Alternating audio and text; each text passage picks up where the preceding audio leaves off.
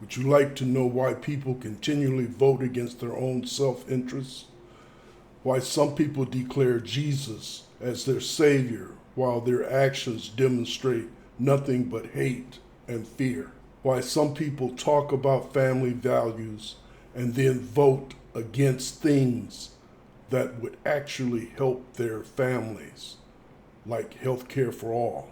Have you ever wondered why evangelicals in the United States have consistently voted for Trump?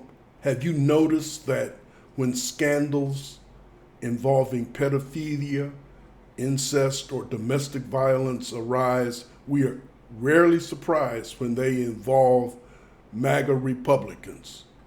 You will learn why people profess one thing while doing the opposite, living lives almost 180 degrees away from their stated beliefs.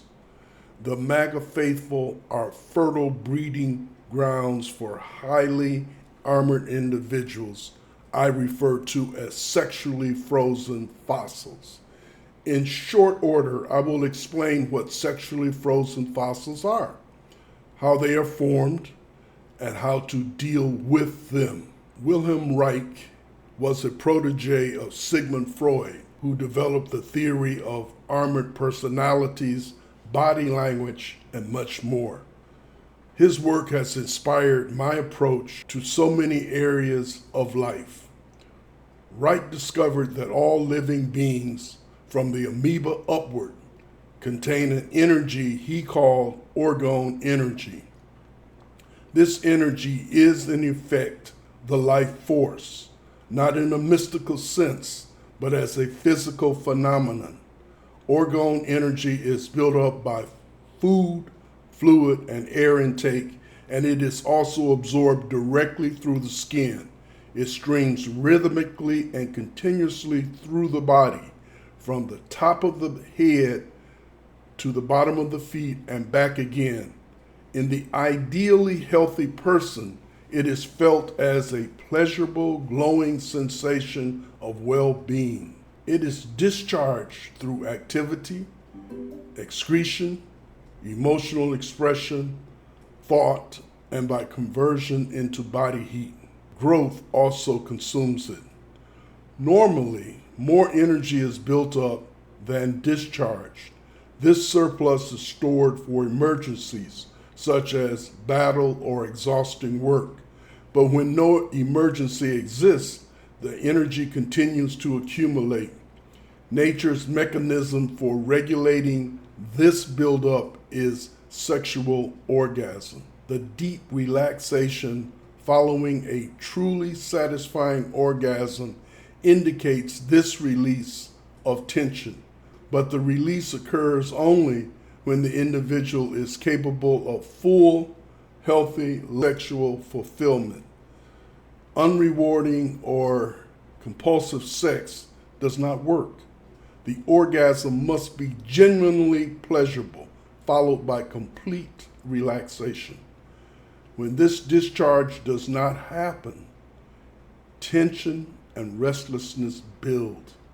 The need for sexual surrender and release is based entirely on this ebb and flow of orgone energy. For centuries, humanity has interfered with its natural functioning by blocking this flow through what Reich called armoring. Certain muscles control emotional expression. For instance, when a child sobs, their whole body shakes. The lip quivers, the chest heaves, the solar plexus pulses, and tears flow. When children are told to stop crying, they clamp down. These muscles, the lip stiffens, the chest tightens, the eyes harden. Eventually, the inhibition becomes chronic. The child grows unable to sob. The same happens with rage. A tantrum, kicking, screaming, pounding is natural physical rage. But if a child is repeatedly prevented from expressing fury, the feelings are suppressed by deadening the involved muscles. Pleasurable genital sensations are also deemed dangerous in our culture. Even children in tolerant homes eventually internalize shame. They learn to deaden these feelings by tightening muscles in the pelvic area. Over years, this becomes chronic. The body itself becomes armor against unacceptable feelings.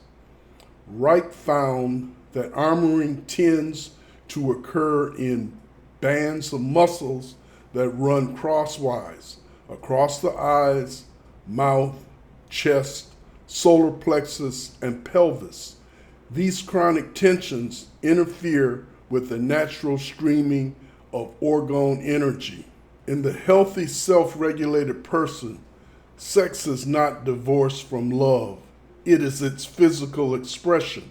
Orgasm, two beings melt into one another with tenderness, concern, and care. The act is transcendent, a union not only with the partner, but with the universe itself. In the armored person, sex is filled with anxiety, guilt, and fear. Performance replaces tenderness. Fantasies replace connection. Afterward comes sex, self-loathing, and disgust. Sex feels degrading instead of unifying. Reich's therapy consisted of breaking down armoring to restore natural self-regulation.